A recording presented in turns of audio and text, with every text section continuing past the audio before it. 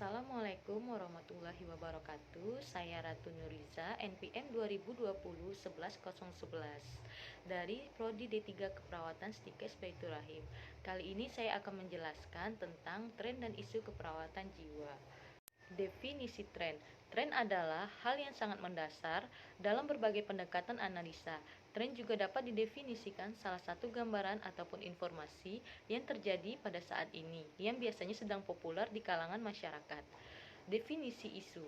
Isu adalah suatu peristiwa atau kejadian yang dapat diperkirakan terjadi atau tidak terjadi pada masa mendatang, yang menyangkut ekonomi, moneter, sosial, politik, hukum, pembangunan nasional, bencana alam, hari kiamat, kematian, ataupun tentang krisis.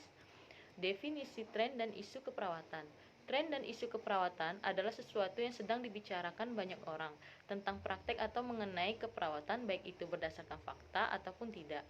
Tren dan isu keperawatan tentunya menyangkut tentang aspek legal dan etis keperawatan.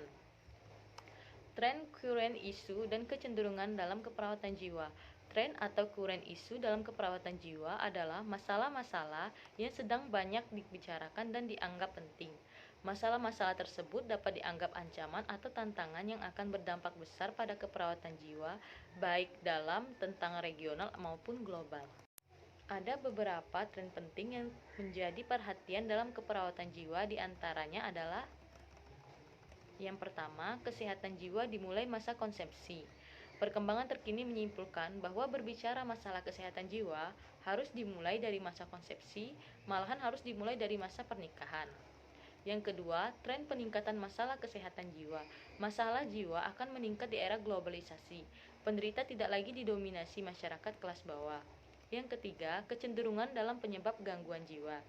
Terjadinya perang, konflik, lilitan krisis ekonomi berkepanjangan merupakan salah satu pemicu yang memunculkan stres, depresi, dan berbagai gangguan kesehatan jiwa pada manusia. Tiga golongan penyebab gangguan jiwa ini: pertama, gangguan fisik, biologis atau organik. Penyebab antara lain berasal dari faktor keturunan, gangguan mental, gangguan sosial atau lingkungan. Lalu D, kecenderungan situasi di era global. Era globalisasi adalah suatu era di mana tidak ada lagi pembatas antara negara-negara, khususnya di bidang informasi, ekonomi, dan politik. E, globalisasi dan perubahan orientasi sehat. Pengaruh globalisasi terhadap perkembangan Yankes termasuk keperawatan adalah tersedianya alternatif pelayanan dan persaingan penyelenggaraan pelayanan. 4 ciri pembentuk struktur masyarakat yang sehat. Yang pertama, suatu masyarakat yang di dalamnya tak ada seorang manusia pun yang diperalat oleh orang lain. Yang kedua, mendorong aktivitas produktif setiap warganya dalam pekerjaannya, merangsang perkembangan akal, budi, dan lebih jauh lagi, mampu membuat manusia untuk mengungkapkan kebutuhan batinnya berupa seni dan perilaku normatif kolektif. Yang ketiga, masyarakat terhindar dari sifat-sifat rakus, eksploitatif, pemilikan berlebihan, narasisme, tidak mendapatkan kesempatan meraup keuntungan material tanpa batas. Yang keempat, kondisi masyarakat yang memungkinkan orang bertindak dalam dimensi-dimensi yang dapat dipimpin dan diobservasi. F. Kecenderungan penyakit jiwa. Meningkatnya post-traumatic syndrome disorder. Trauma yang katastrofik yaitu trauma di luar rentang pengalaman trauma yang umum dialami manusia dalam kejadian sehari-hari, yaitu meningkatnya masalah psikososial. Apa saja? Lingkup causal sangat luas dan kompleks, juga saling berhubungan dengan segala aspek kehidupan manusia. Masalah perkembangan manusia yang harmonis dan peningkatan kualitas hidup. Yang ketiga, masalah psikososial yaitu masalah psikis atau kejiwaan.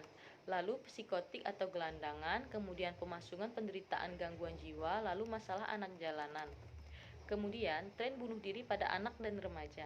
Bunuh diri, suatu tindakan mencabut nyawa sendiri dengan sengaja dengan cara bunuh diri merupakan masalah psikologis dunia yang sangat mengancam. Angka kejadian terus meningkat. Latar belakangnya beragam, asmara, pekerjaan, cekcok rumah tangga, dan ekonomi. Masalah nafsa dan HIV atau AIDS. Gangguan penggunaan zat adiktif ini sangat berkaitan dan merupakan dampak dari pembangunan serta teknologi dari suatu negara yang semakin maju. Paternov parenting dalam keperawatan jiwa. Dengan banyaknya kasus bunuh diri dan depresi pada anak, maka pola asuh keluarga kembali menjadi sorotan.